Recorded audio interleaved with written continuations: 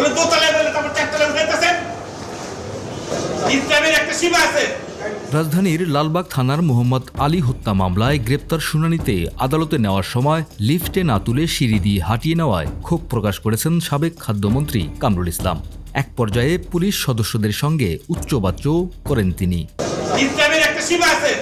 পরে এ ব্যাপারে রাষ্ট্রপক্ষের আইনজীবী বলেন, আদালতে আসলেই তিনি পুলিশ আইনজীবীদের সঙ্গে ঝগড়া করেন।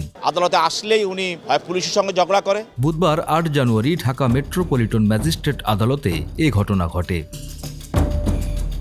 এর আগে সকাল ৯টার আগেই প্রিজন ভ্যানে করে আদালতে আনা হয় কামরুল ইসলাম, জুনায়েদ আহমেদ পলক, সাবেক আইজিপি চৌধুরী আবদুল্লাহ আল মামুন সহ ৫ জনকে। এরপর তাদের ঢাকার চিফ মেট্রোপলিটন ম্যাজিস্ট্রেট আদালতের হাজতখানায় রাখা হয়। কিছুক্ষণ পর বিভিন্ন থানার হত্যা মামলার শুনানির জন্য তাদের এজলাসে তোলা হয়।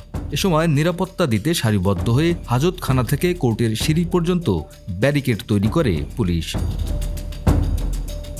পরে কামরুল, পলক, চৌধুরী আবদুল্লাহ আল মামুন সহ ৫ জনকে মাথায় হেলমেট, হাতে হাতকড়া এবং বুলেট প্রুফ জ্যাকেট পরিয়ে সারিবদ্ধভাবে আদালতে তোলা হয়। কিন্তু আদালতে তোলার সময় বাধে বিপত্তি। আদালতের লিফটে না তুলে ৪ তলায় তাদের তোলা হয় সিঁড়ি দিয়ে। এ সময় নিরাপত্তায় দায়িত্বরত পুলিশ সদস্যদের ওপর চটে যান কামরুল ইসলাম।